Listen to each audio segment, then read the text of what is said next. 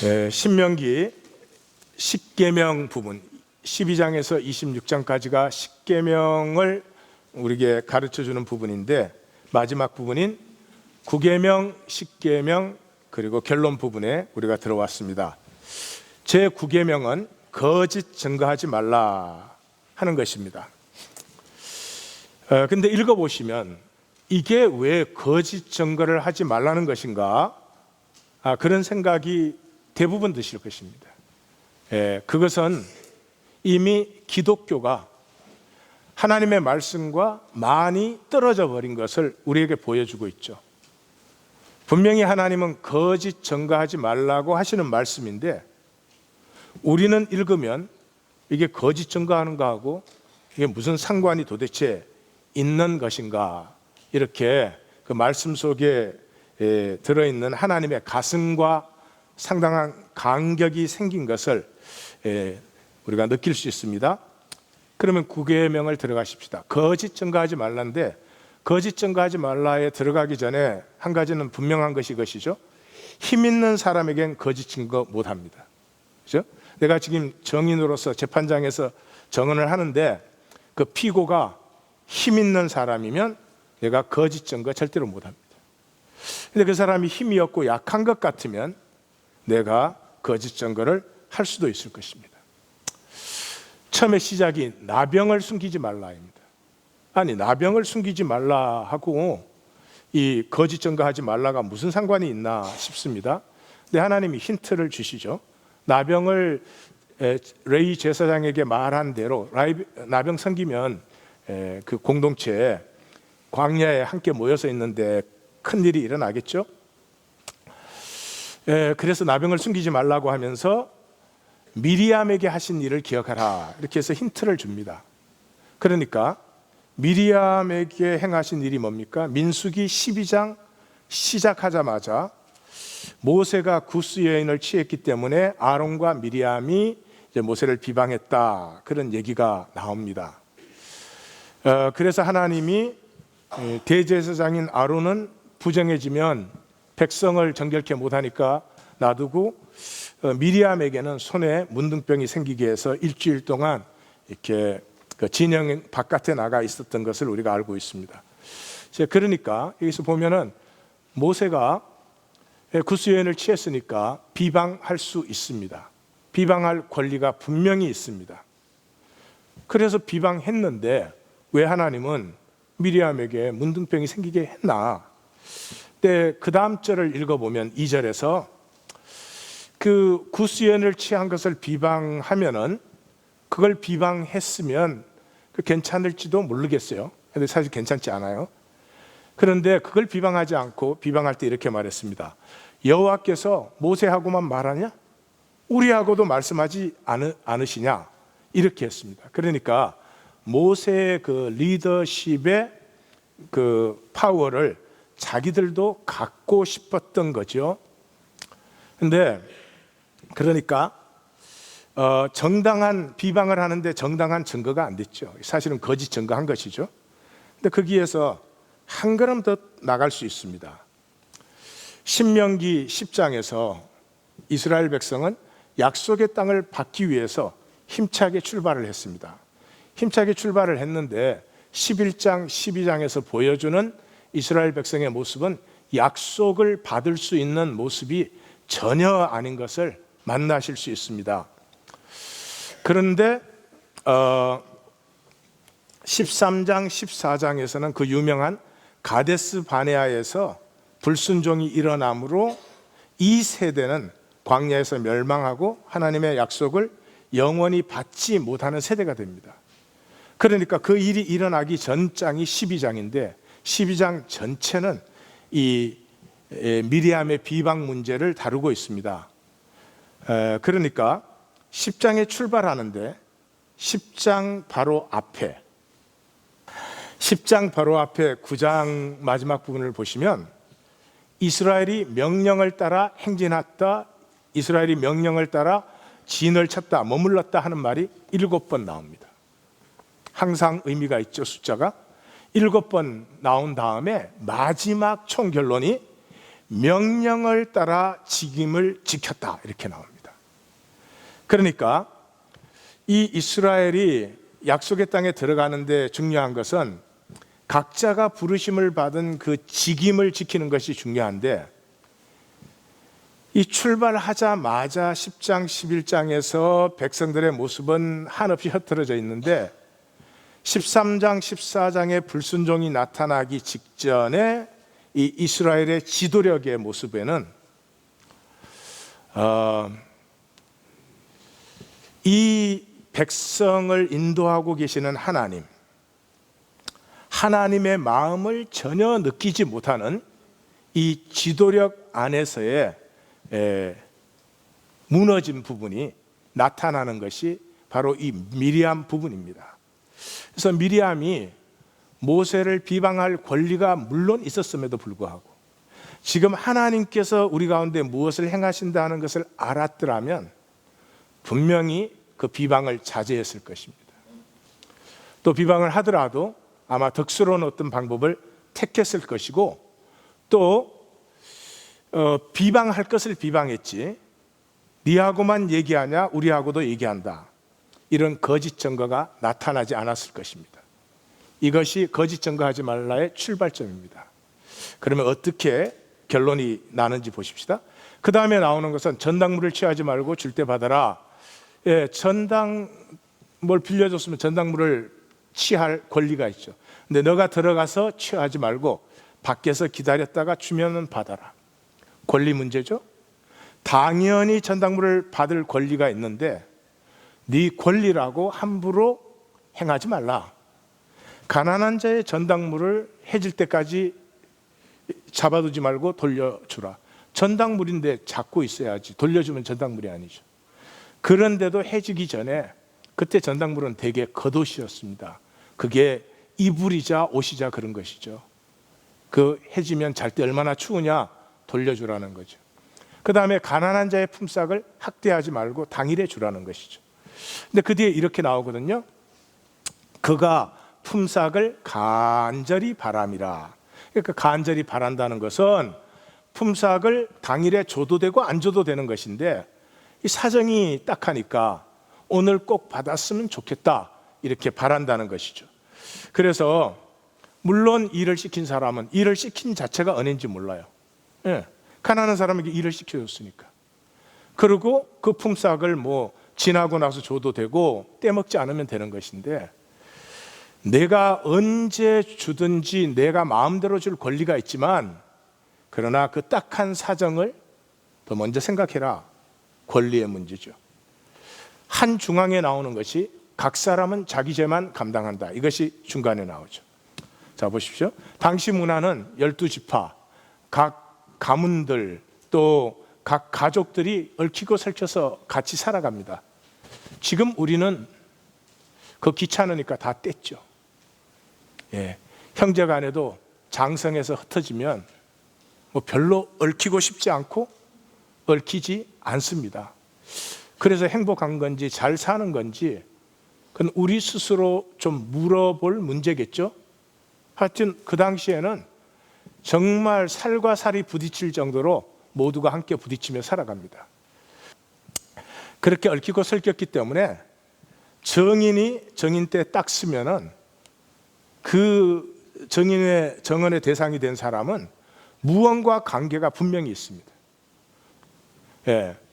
그러니까 정언하는 사람은 권리를 갖고 있죠. 거짓말하는 게 아니고 아와 어가 다르거든요. 아 해줄 수도 있고 어 해줄 수도 있어요. 내 권리가 있죠. 그러지 말라는 거죠. 그 사람에 대해서 정언하면 그 사람이 지은 죄에 대해서만 정언하지 그 이상은 한 발자국도 갈 필요 없다, 그런 것이죠. 그 다음에 이제 또 나오죠. 객과 고아의 성사를 억울하게 하지 말고 과부의 옷은 전당 잡지 말아라. 우리 스스로 참 이상하게 삽니다. 가난하고 연약한 사람이면 뭔가 힘이 되어주고 싶어야 되잖아요. 그러니까 깔본단 말이에요. 무의식적으로. 그리고 마치 그래요. 내가 잘했으면, 너가 잘못하고 내가 잘했으면, 내가 조금 잘나고 너가 조금 못났으면, 그럼 내가 내 마음대로 할 수 있는 권리가 있는 착각을 느껴요. 우리는 세상적인 기준으로 못났다 생각하면 당연히 나는 권리를 더 가지고 그 사람은 권리를 나보다 덜 가진 것처럼 생각합니다. 권리의 문제죠. 추수 때 객과 고아와 과부를 위해서 남겨두라. 이건 뭐 결정적이죠. 아니, 내가 농사 지은 건 내가 추수할 권리가 얼마든지 있죠. 그런데 기업이 없는 사람을 위해서 추수를 남겨두어라. 그리고 마감은 이렇게 합니다. 재판은 공의로 하되 징계는 긍휼히 해라. 재판은 공정하게 해야죠. 그렇지만 그렇다고 해서 그 사람을 징계할 때는 공정하게 하는 것이 아니라 긍휼을 가지고 해라. 저는 성경이 좋습니다. 성도님들은 어떠신지 모르지만 성경이 좋습니다. 핵심은 뭐죠? 구계명의 핵심은 권리는 의가 아니다는 거죠. 권리는 의가 아니다는 거죠. 내게 권리가 있다고 내가 당연히 어려운 거 아니라 이 말이죠. 부정적이든 정당하든 그 권리로, 권리가 내게 있을 때 그 권리로 모든 일에 긍휼이 흐르게 하라. 부정적인 권리가 있을 수도 있어요. 예, 자, 나병이 걸렸어. 내가 이거 밝히면 쫓겨나야 되고, 집에 그 나병균이 들었으면 그 집을 다 허물어야 돼. 재산의 피해가 굉장하죠. 이거 숨길 수도 있고 어떻게 잘해 보려고 애쓸 수도 있죠. 부정적인 권리든 정당한 권리든 그 권리로 모든 일에 긍휼이 흐르게 하라. 왜? 너희는 하나 되어 사는 여호와의 백성이다. 자, 이게 무슨 말을 하고 있습니까? 우리는 거짓 증거하지 말라 그러면 우리 이런 생각합니다. 거짓말 안 하면 돼. 사실 그대로 밝히면 돼. 성경은 그게 거짓 증거라는 것입니다. 생명의 증거가 아닌 것은 다 거짓 증거라는 것입니다. 생명의 증거가 그럼 뭐냐? 부모의 자식을 향한 마음 같은 거죠. 자식이 잘못했어요. 부모가 혼낼 수도 있겠고 충고할 수도 있겠고 부모에게 권리가 많을 것입니다. 그런다고 즉시로 권리를 사용하는 부모가 어디 있겠습니까? 오히려 걔가 힘들어할까 봐, 오히려 이게 상처가 돼서 또 회복하는데 시간이 걸릴까 봐, 그 아픔과 연약함을 더 돌보고 말 한마디를 해도 조심스럽게 하는 것이죠. 이것이 생명의 증거입니다.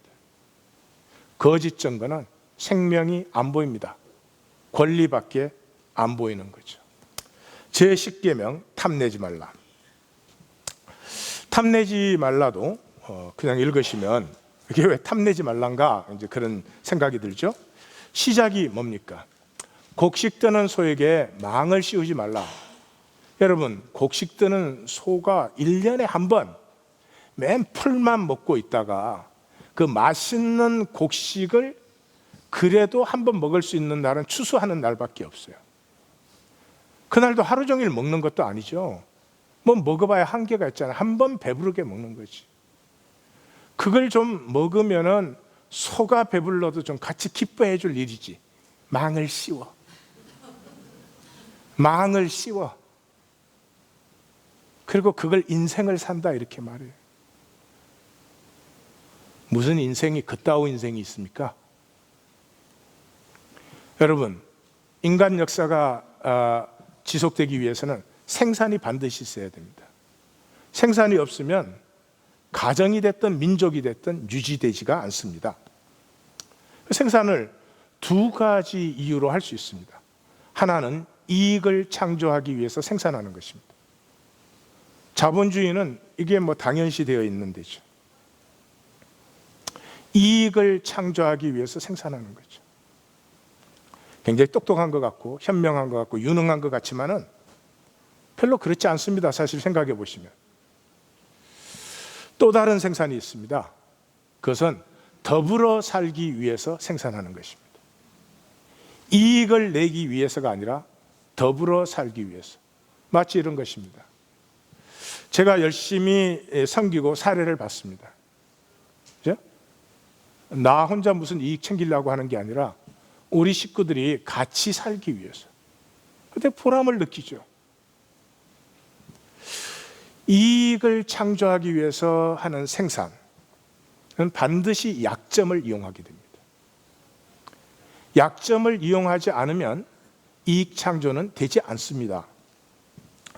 이 자본주의라는 건 간단하지 않습니까? 빈부의 격차를 이용하는 것입니다.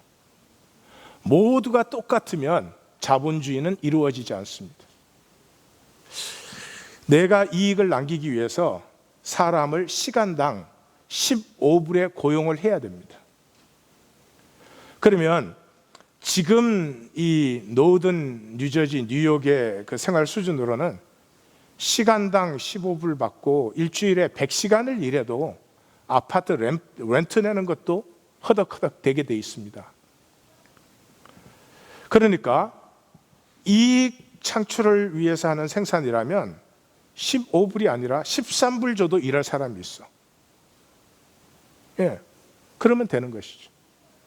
근데 만약에 더불어 살기를 위해서 생산을 한다면 내가 15불 주고 고용할 수 있어도 그것이 그 사람이 사는데 부족하다면은 제가 20불을 주고 고용을 하겠죠. 제가 미친 것처럼 보이시죠? 자본주의 프레임에 썸머스쿨로 다 오세요. 자본주의 프레임에 이렇게 물들어 있는 사람은 그게 무슨 당치도 않은 소린가 이럽니다. 그럴까요? 정말로 그럴까요? 빈부의 격차가 자본주의에서는 그래서 벌어질 수밖에 없고요. 살기에도 힘들게 유지해 나가는 사람들이 많아지면 많아지는 만큼 위에 피라미드가 높아지는 것입니다. 다시 말씀드려요. 하층에 자본주의는 피라미드 구조이기 때문에 하층이 넓어지면 넓어질수록 위쪽이 높아집니다. 근데 위쪽엔 점이 하나밖에 없어. 그렇게 해가지고 그러면 상부층에서 많이 가진 사람이 그러면 행복하냐? 그 사람들이라도 행복하면 또 뭐 어쩔지 모르겠어요. 아니에요. 이제 자본주의는 사람이 더 이상 아닙니다. 시스템이 돼버렸어요. 그래서 보험, 이 의료, 금융업 이런 건 완전히 시스템이 됐어요. 1,000만 불 이상을 받는 CEO도 그 시스템에 도구화되었습니다. 그래서 자신을 살아본 적이 없기 때문에 그 잘리고 나면은 그냥 그 잘렸다는 자체가 사람을 굉장히 무기력하게 만들어 버리더라고요. 그 마약하게 되고, 얼마 안 있으면 이상한 소문이 일어나고 이래요. 여러분, 우리가 세뇌가 돼서 어떻게 생각하셔도 좋은데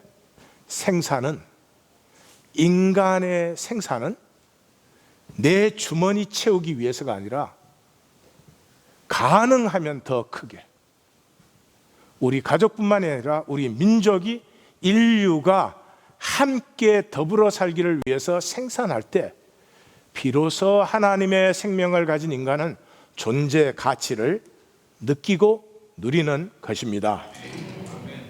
그 사람들을 구원받았다, 하나님의 백성이다, 그렇게 말하는 것입니다.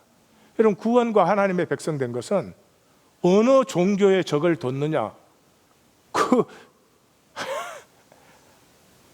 그러면 그 하나님하고 싸워야죠. 아니, 태어나기를 불교권에 태어나가지고 본 게 불교밖에 없어.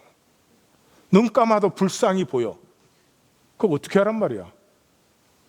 종교로 구원하면 그런 얼토당토하는 얘기를 하게 되죠. 아니에요. 생명의 하나님이에요. 생명을 사는 것이죠. 9계명 뭡니까? 생명의 증거를 해라. 10계명 뭡니까? 약점을 이용해서 항상 이익을 취해요.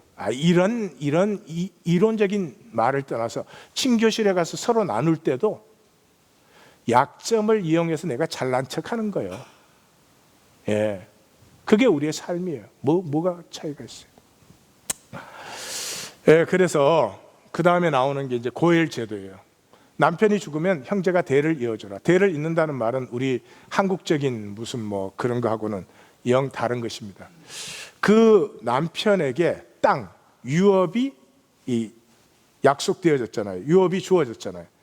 그 남편이 죽었어도 아내는 남아있잖아요.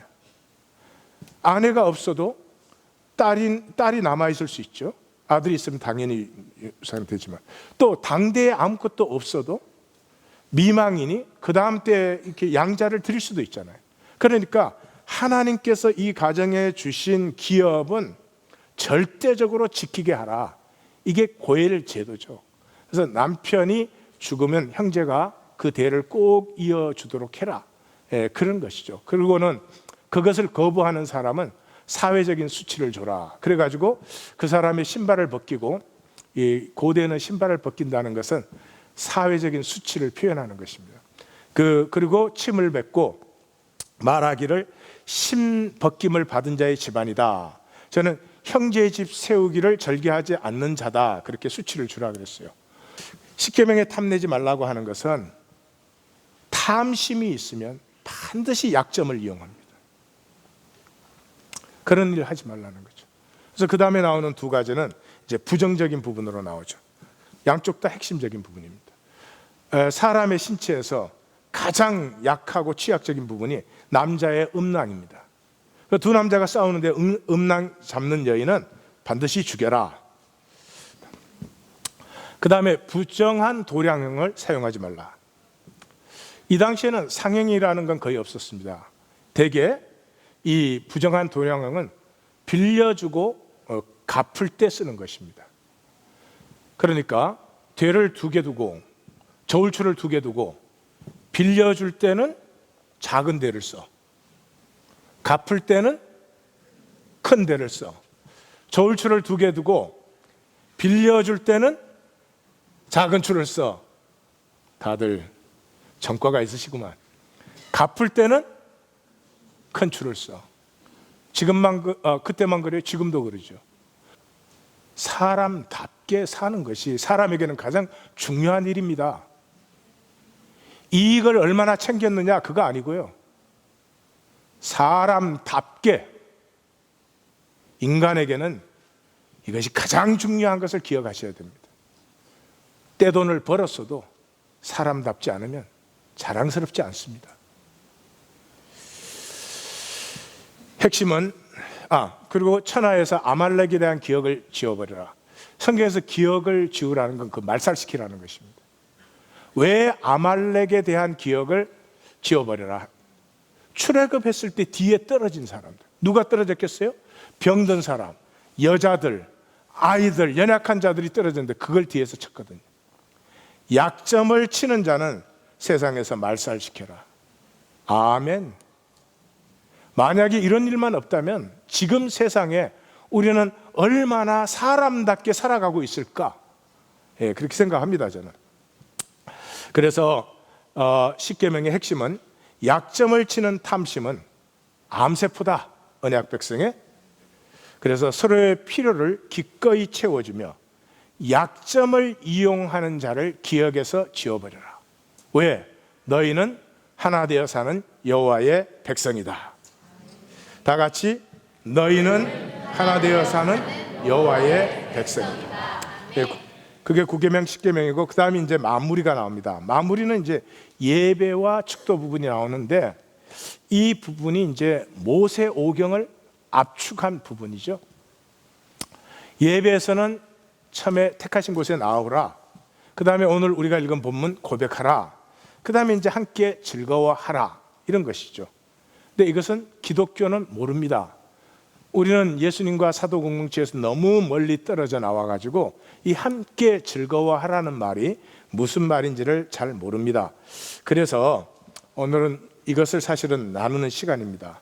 먼저 함께 즐거워함이 예배인데 이런 의식이 예배 아니고 함께 즐거워하는 것이 예배인데요. 그 예배가, 그 함께 즐거워하는 예배가 우리의 삶의 스틸 포인트입니다. 팽이가 도는데 안 쓰러지잖아요. 중심에 스틸 포인트가 서 있기 때문에. 그게 스틸 포인트가 뚜렷하지 않으면 인생에 시간과 물질과 에너지에 낭비가 굉장히 많이 생깁니다. 삶의 중심이 뚜렷하지 않은데 이 현대 삶은 더더욱 더 그래요. 우리는 현대 삶은 뭐 가져야 될 것도 많고 해야 될 것도 많고 무슨 뭐 관계도 많고 하여튼 뭐 관계가 많다 못해서 소셜 네트워크의 관계도 있고 하여튼 벨로무 관계가 다 있어요. 그래서 우리의 삶이 영어로 표현하면 stretch thin, 굉장히 부산하고 멀리까지 이렇게 삶이 스트레치 되어 있습니다. 근데 중심이 서 있는 사람은 이 스트레치된 삶의 것들을 잘 관리해 나갑니다. 그런데 중심이 부실한 사람은 이게 스트레치된 자리마다 무너집니다. 뭐 이 일도 안 할 수는 없고 저 일도 안 할 수는 없고 신경은 다 씁니다. 세상에 빌 게이츠 한 10배 바쁘게 삽니다. 그런데 되는 건 아무것도 없어요. 왜냐 그러면 띵하게 스트레치된 자리에서 다 터져나가니까요. 제가 굉장히 중요한 말을 드렸는데 심장에 콱 박히셨으면 좋겠어요. 목회를 하면서 보면은 교통사고 나는 거 90%, 아이에게 문제 생기는 거 대부분, 이게 삶이 스트레치 띵 되어 가지고는 거기서 터지는 것이지, 중심이 딱 잡혀 있어서 중심에서 밸런스를 유지하는 삶에는 불필요한 낭비가, 그게 시간이 되었든 에너지가 되었든 물질이 되었든 생기지 않습니다. 함께 즐거워하는 예배가 세워지시기를 주의 이름으로 축원합니다. 가정도 그렇습니다. 식구들이 모여서 함께 즐거워하는 시간이 싱싱하게 살아있는 가족, 뭐를 해도 잘 됩니다. 이상하게 어려운 일이 있어도 지나가면 오히려 합력하여 선을 이룹니다. 그런데 이런 되게 열심히 하고 뭐 바쁘고 정신이 없는데 열매는 맺히지 않는 삶이 됩니다. 중심이 없으면. 저는 여기 링컨 센터에서도 봤지만 러시아에 갔을 때 세인트피터스버그에서 백조의 호수를 봤습니다.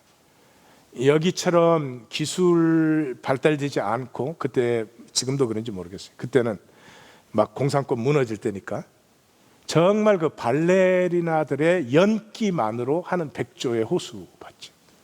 백조의 호수 보신 분들이 또다시 보시는 이유 중에 하나가 그 산막에 나오는 흑조, 검은 백조, 검은 백조가 아니지,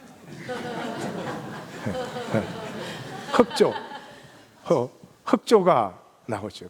흑조가 아시죠? 유명한 그랑프레데, 이게 32번을 도는 것입니다. 발끝으로 서서 32번을 도는데 그 밸런스가 하나도 흔들리지 않습니다. 그거 보고 싶어서 가는 분들 많죠. 근데 그 비결을 다 알잖아요. 이제는 관객 중에 중앙에 있는 사람을 하나 딱 찍어서 몸이 돌아가는데도 시선은 그 사람을 딱 향하고 있습니다. 이게 딱 돌아가는 순간 얼른 고개를 돌려서 몸이 돌아오기 전에 다시 시선이 그 사람을 찍습니다. 스틸 포인트. 그래서 32번을 도는데 안 넘어져. 나는 2번 돌면 지구가 돈다는 걸 체험해요. 그것이 예배예요. 우리의 삶에 반드시 생명을 함께 즐거워하는 중심이 분명하셔야 되고, 그것이 예배지, 와가지고 이를 악물고 안 졸리고 버티다가 가는 게 예배가 아니다.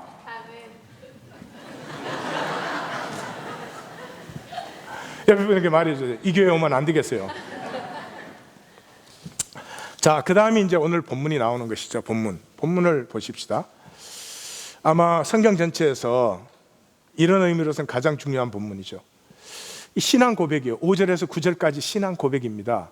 근데 내 조상은 방랑하는 아람 사람으로서 그렇게 했죠. 우리의 인생이 방랑하는 것입니다.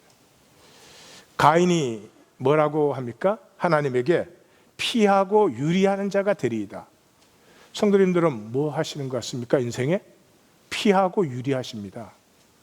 예, 교회에 오셔서도 별로 이렇게 친하지 않은 사람, 이렇게 말 한마디 던지기도 거부간 사람, 이렇게 슬쩍슬쩍 피하며 유리하다가, 그래도 바깥집 먹을 사람은 한두 사람은 있는 분들이 대부분이고, 그마저 없는 사람은 혼자 국밥을 후루룩 하고 인생에 그거 하고 있습니다. 불편한 자리 다 피하고, 나에게 만만하지 않은 자리 다 피하고, 그러니 그저 돈만 많았으면 좋겠죠. 돈 많으면 편하게 할 수 있으니까. 만나고 싶지 않은 사람 안 만나도 되고, 하고 싶지 않은 일 안 해도 되고. 자, 그러던 사람을 하나님이 크고 강하고 번성한 민족으로 세웠어요. 뭐 때문에? 약속이죠.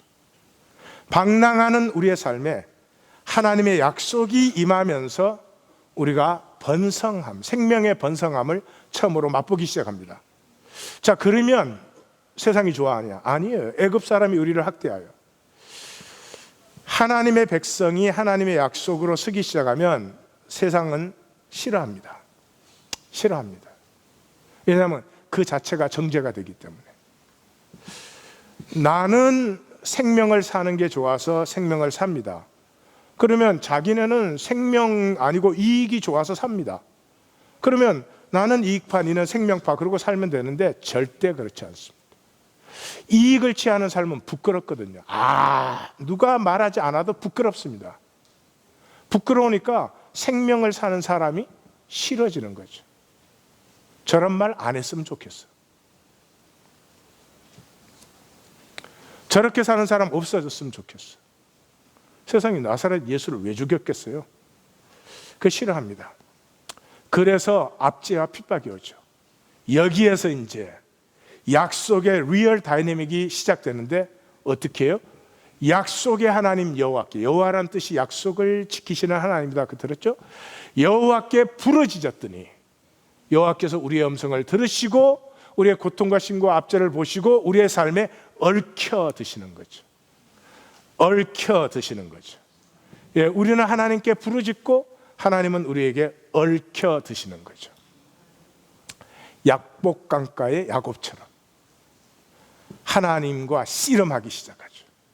여기에서 야곱이 이스라엘이 되었죠. 이스라엘이 되었을 때 어떻게 되었어요? 하나님께서 인도하여 내시고 구원하시고 젖과 꿀이 흐르는 땅을 주셨나이다, 약속을 이루셨죠. 자, 이걸 고백하라는 거죠. 이 고백의 목적이 뭡니까? 그 다음 절, 예물을 가져와 함께 즐거워할지니라. 그러니까 우리의 예물은, 예물을 드리면 하나님이 복 주시는 것 아닙니다. 그 무당에게나 할 짓이지 하나님에게 그게 할 짓이겠습니까? 또 이것도 아닙니다. 이걸 드려야 의무니까 무슨 세금 바치듯이, 그것도 아닙니다. 하나님을 알면 할 짓은 아니죠. 그것도. 성경에서는 예물을 가져오는 이유가 무엇입니까? 함께 즐거워하기 위해서. 이 함께 즐거워한다는 게 무엇인지 우리는 모른다, 제가 이미 말씀을 드렸죠. 그래서 각자 자기의 삶이 있죠. 각자 자기의 삶의 규모가 있죠. 그 규모를 따라서 예물을 가지고 나오는 것이죠. 와서 함께 즐거워하는 것입니다. 함께 즐거워한다는 말은 이미 이 고백 속에서 이런 말이죠. 나는 세상에 가서 생명을 살고 싶고 내 생명이 자라고 피어나는 게 이제 좋고 행복합니다. 의미를 느끼기 시작합니다. 그럼 세상이 막아도 그걸 막을 수는 없죠. 그렇지만 그래도 세상에서 사는 것은 핍박이고 힘들고 어려운 일입니다. 그러니까 이 성도들이 함께 모일 때는, 그렇죠? 세상에서는 핍박받던 내가 순전히 기독교에는 없는 걸 가정법으로 얘기하는 겁니다. 예. 그래서 와서 서로가 확신하는 가치를 확증해주고 그것 때문에 어렵고 힘들었던 삶을 위로하고 격려하고 다시 한번 소망을 나누고, 저렇게 아직 몰라서, 그러니까 이미 생명을 사는 사람은 그 핍박하는 사람이 밉지 않습니다. 왜? 못 봐서 그러니까. 모르니까. 아버지여 저들의 죄를 사하여 주옵소서, 저들이 저들의 하는 것을 알지 못함이니이다. 그러니까 사실은 국률이 가지 그 뭐 원수가 되고 밉지는 않아요. 그 삶을 향해서 다시 한번 나갈 수 있는 힘을 성도들이 하나님 앞에 와서 함께 즐거워할 때 그 소망이 확증되고 그 힘을 얻는 것이다. 자, 이 코이노니아의 핵심 특징이 뭐냐? 레인과 객과 고아와 과부를 배부르게 하라, 그러는 거죠. 그러니까 이러한 교제가, 코이노니아 나눔이 이루어지고 있다면 반드시 기업이 없는 사람들이 그 가운데 배부르게 먹고 있을 것입니다. 하나님 이걸 굉장히 중요하게 생각하시기 때문에 셋째 그 11조를 내는 것은 전부 레인과 객과 고아 과부, 이 기업 없는 사람들을 위한 것이죠. 그것은 명령대로 했다고 고백하라, 어려워도 내가 먹지 아니하고 정직하게 다르게 쓰지 않았다고 고백을 하라, 이렇게 강조를 하시죠. 그 다음에 이렇게 하라는 거죠. 하나님을 향해서 주님, 나를 복되게 하시고 내가 사는 땅, 내 삶을 복되게 하옵소서 라고 하나님에게 당당하게 요구하라는 거죠. 우리는 하나님에게 주님 비나이다, 비나이다, 싹싹싹싹 비나이다, 옷 찾다 놓고 비나이다, 그런 관계를 하나님 원하지 않습니다. 이런 관계입니다. 하나님, 제가 말씀대로 이렇게 열심히 살라고 굉장히 애를 씁니다. 쓰는데 좀 힘든 면도 있네요. 그러니까 하나님도 좀 잘 해보십시오. 이달 말까지 내가 많이 필요한 게 아니고 1밀리언만 보내셔. 그건 내가 쓰겠습니까? 그거 주면 두루두루 잘 쓸 텐데 뭐 그렇게 째째하게 홀드를 하고 계십니까? 이런 관계라는 거죠. 옆에 분에게 난 믿음이 작아서 99만 불로 할래. 사랑하는 성도님들, 하나님은 이 모든 것 속에서 나를 나로 당당하게, 하나님이 창조하셨고 하나님이 사랑하시고 하나님의 생명을 내가 받았기 때문에 이 힘든 땅에 서지만 하나님의 생명과 하나님의 가치로 당당하게 살아가는 나를 보고 싶어 하는 거죠. 무슨 능력이 있어갖고 세상을 휘집어대고 그러면 하나님 걱정하시겠죠. 제가 왜 저러냐? 저렇게 길게 설교를 해대고.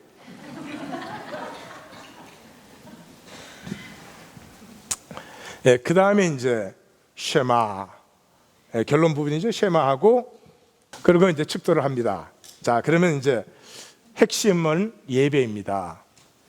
핵심은 예배인데 12장에서 26장이 1계명에서 10계명입니다. 근데 기억나십니까? 12장 1계명이 뭘로 시작했습니까? 예배로 시작했습니다. 기억나시죠? 예물 갖고 와서 먹고 즐거워하라. 예물 갖고 와서 함께 즐거워하라. 예물 갖고 와서 먹고 즐거워하라. 피는 절대 먹지 말아라. 누구든지 막론하고 함께 즐거워하라. 피는 생명이다. 먹지 말아라. 누구든지 막론하고 함께 먹으라. 피는 절대 먹지 말아라. 피는 제단에 뿌려라. 이게 12장이었습니다. 예배가 뭐라고요? 택하신 곳에서 함께 즐거워하는 것이다. 영혼으로 함께 즐거워하는 사람이 없으면 삶이 좀 힘드실 거예요. 메마를 거예요. 원하지 않는데 돈에 욕심 많이 부려야 될 거예요. 그거밖에 뭐가 있습니까? 영혼이 통해서 서로의 존재를 기뻐해 주는 사람이 나에게 만약에 5명이 있다 한번 가정을 해보십시오. 5명이.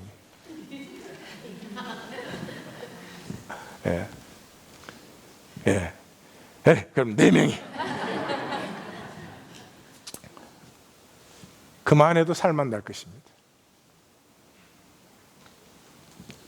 여기 너무 많이 모여 있는데요, 모인 게 아무 상관은 없지만 여기에 이 작은 사람들이 정말로 영혼으로, 그 말은 말씀으로 교통할 수 있다라고 한번 가정을 해보십시오. 무슨 쓸데없는 욕심을 부리겠습니까?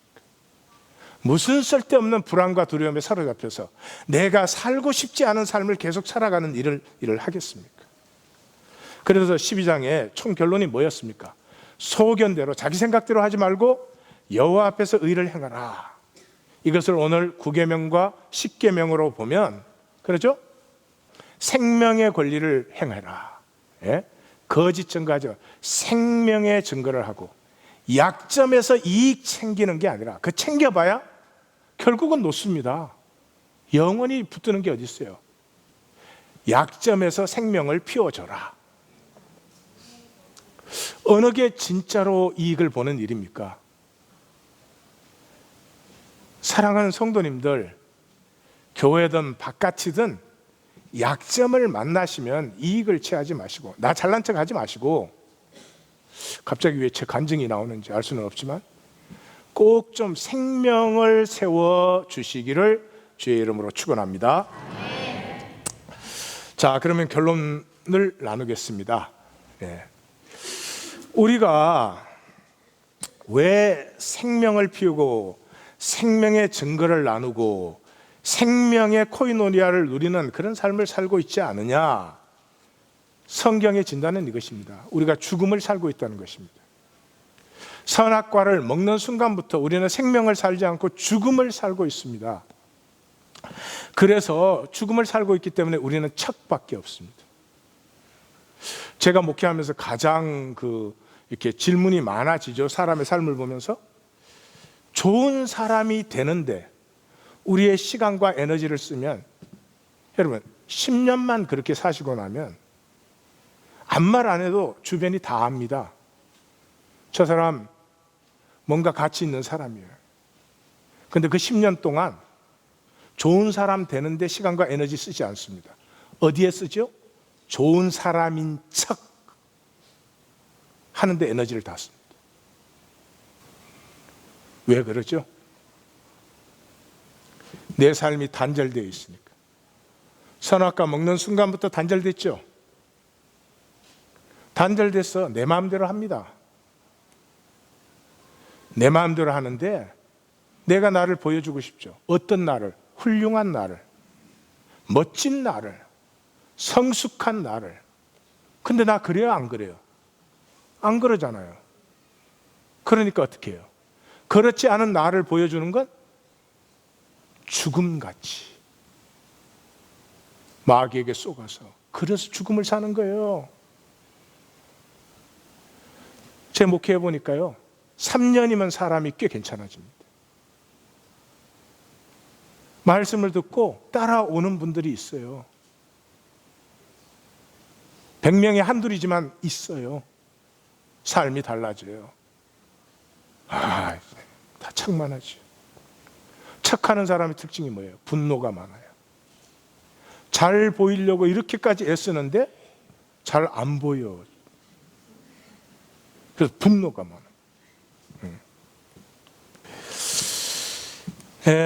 삶의 연대성을 이제 누리기 시작하면은 통함이 생기기 시작해요. 그래서 예배는 하나임을 고백하고 선포하고 누리는, 다시 말해서 생명 누림의 출발점이에요. 이 하나 되어 함께 즐겨, 그 100% 하나 되는 게 아니겠죠? 그래도 하나 되어 함께 즐기는, 함께 기뻐하는 이것에서부터 생명 누림이 출발됩니다. 이거 없으면 끝까지 척하다가 가는 것입니다. 그래서 예배는 같이 한번 읽어보겠습니다. 단절된 현상 세계로부터 한 분이신 아버지께로 나와서 한 형제 자매의 한 몸 가족된 코이노니아를 이루므로 생명의 통합, 인터그레이션을 통한 초월적 능력, 시너지를 피우는 본질의 회복이다. 간단하고 쉬운 말을 이렇게 복잡하게 쓸 수 있는 것도 은사라고 믿습니다.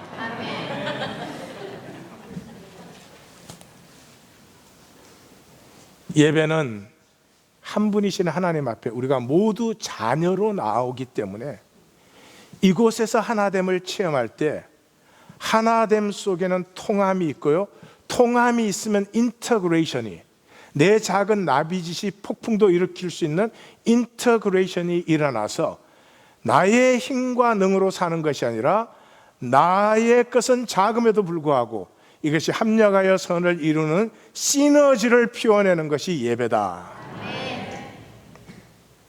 제 설명 듣고 더 헷갈리셨어요? 네.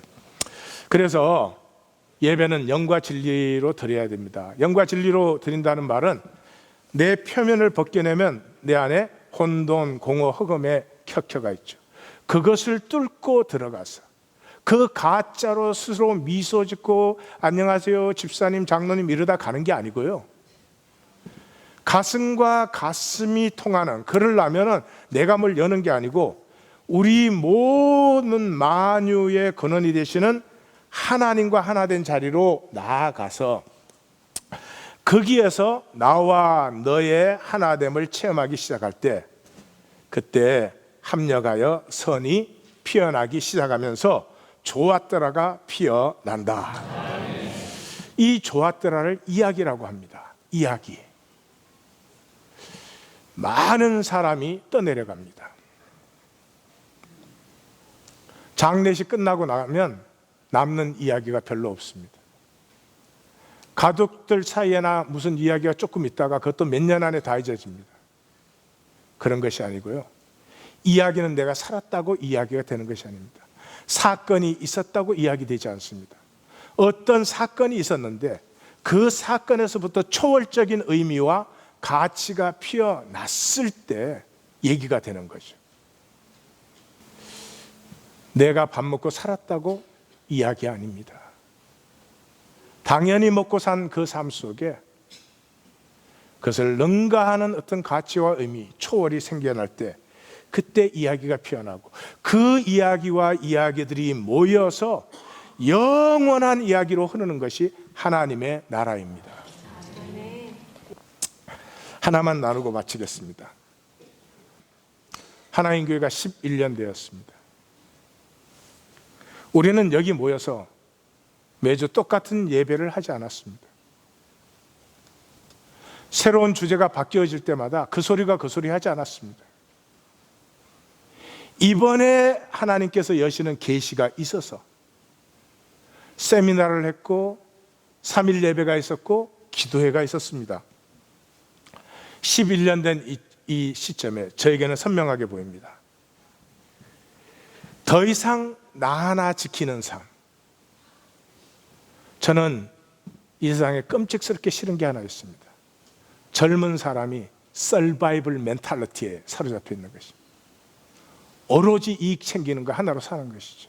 어쩌자고. 자기 존재 가치를 그렇게 내동댕이 쳐도 되는 것입니까? 나이 들으면 어쩌지 못해서 그럴 수 있을지도 모르겠지만 적어도 젊을 때는 기상이 죽으면 안 되는 거 아니겠어요? 나 하나 지키려고 마귀의 저주에 속아서 그 두려움에 사로잡혀가지고 그 삶, 그렇게밖에 사는 거지 뭐 어떻게 다르게 살겠습니까? 근데 그 삶이 어느 순간에 이렇게 돼야 됩니다. 내가 못 먹고 못 살아서 죽을 것도 아닌데 계속 이렇게 살 수는 없지. 나의 삶이 나누어지는, 나의 삶이 생명을 피우고 복되게 하는 일에 나누어지는 삶으로 나아가리라. 아멘은 아멘이 아니고요. 설교 뭐 아멘 100번 하셔야 그 되는 일이 아니잖아요.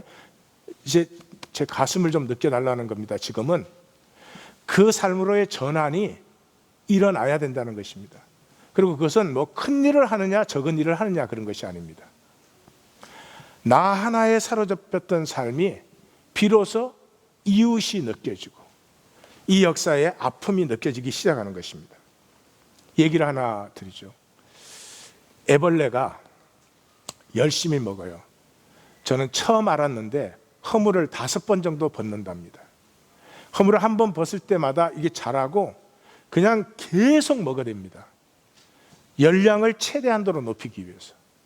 그래서 5번째 허물을 벗고 나면은 이게 나무에 매달려서 돌면서 고치를 짭니다. 그 안에 애벌레가 들어가는 것이죠. 들어간 다음에 무엇을 하는지 아십니까? 자기가 자기를 소화시켜 버립니다. 녹아서 국물이 되는 것입니다.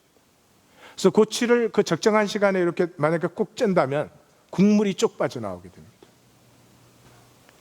그렇게 자기 전체를 소화시켜 버리는, 멜트다운 시켜버리는 이유는 한 가지입니다. 그 애벌레 속에 지극히 작지만 이미지널 디스크라고 하는 것이 있습니다. 이름 참 잘 붙였다고 생각해요. 그 애벌레는 날개가 없잖아요. 애벌레는 안테나가 없잖아요. 이게 날개가 될 수 있고 안테나가 될 수 있는 그 이미지널 디스크, 그 상상의 그 세포가 그 애벌레 속에 있는데, 그건 수정처럼 그렇게 딱딱한 것이죠. 그러니까 그것만 놔두고 다 녹아버리는 것입니다. 그러면 이 녹은 국물이 이 이미지널 디스크의 영양분이 되어가지고 이 애벌레가 고치를 터뜨리고 나오기 직전에 이 이미지널 디스크가 피어나게 하는데, 이 국물 때문에, 얘를 나비의 날개를 들면 애벌레는 이 이미지널 디스크가 50개밖에 없습니다. 근데 날개에는 5만 개가 필요합니다. 근데 이 국물이 그 이미지널 디스크로 흡수되면서 50개가 5만 개로 벗어나는 거죠. 그리고 찬란한 나비가 나오는 것입니다. 애벌레와 나비는 굉장히 신기합니다. 모습만 달라진 게 아닙니다. 존재 방식이 새로워졌습니다. 존재 원리가 완전히 다릅니다. 세상 사람들과 똑같은 원리로 사시면서 구원받았다, 이런 말 믿으시면 큰일 납니다. 영혼을 잃어버립니다. 거듭난 생명은 케미칼이 다른 것입니다. 똑같으면서 거듭났다, 그럴 수 없어요. 네. 애벌레에서 나비가 되었을 때는 생화학적 변화가 일어났습니다. 물이 포도주로 바뀐 것 같은 질적 변화가 일어났습니다. 애벌레에게는 모든 것이 문제입니다. 꼬물꼬물 기어가다 나뭇가지 하나 있어도 그게 문제입니다. 나뭇잎 하나 떨어져 있어도 그게 문제입니다. 그런데 나비가 되면 그 모든 것이, 그 모든 것을 담고 있는 세계와 그 너머 숲까지 볼 수 있는 모든 것이 새 지평을 여는 신비가 되는 것입니다. 성경은 거짓말하고 있지 않습니다. 믿음이 이런 거지 뭐 이런 얘기를 하고 있는 것은 아닙니다. 거듭난 생명의 특징은 이것입니다. 세상에 아픈 자리가 있는 것이 고맙습니다. 세상에 아픈 자리가 하나도 없다면 나라는 존재 이유와 가치가 없죠. 그냥 배부른 돼지로 잘 먹고 잘 살다가 끝나는 거겠죠. 무언가 아픈 자리가 있어서, 무언가 내 생명이 나누어지는 자리가 있어서 그 자리를 통해서 내 가치와 의미도 자라지만 무엇보다 중요하게 그 아픔과 나눔 속에서 내가 하나님의 생명, 하나님의 유업자로 자라는 하나님의 섭리를 누리게 되는 것이죠. 이 하나님 교회에서는 더 이상 자기 이익 취하기 위해서, 자기 먹고 살기 위해서 살던 사람이 무한히 나누어질 수 있는, 나누어지기 시작하면 생수의 강이 솟아나는 이 삶을 향해서 전환하는 사람들이 여기에 일어설 것입니다. 사이즈 그런 문제가 아닙니다. 내가 할 수 있는 부르심이 보시면 수도 없이 많습니다. 세상에 쏘으면 그리로 못 나갑니다. 뭐 거창한 일이라면 내가 좀 하겠는데, 뭐 이거 해가지고 내가 막 붕 뜨는 일이라면 하겠는데, 아닙니다. 하나님의 생명이 들어오면 소자에게 냉수 한 그릇, 지극히 작은 자의 생명 하나를 품어 안는 것이 내 전체를 주어도 아깝지 않은 소중한 일이 되는 것입니다. 생명의 가치입니다. 생명의 역사입니다. 하나님은 인도하시고 about to begin. about to begin. 기도하십시다.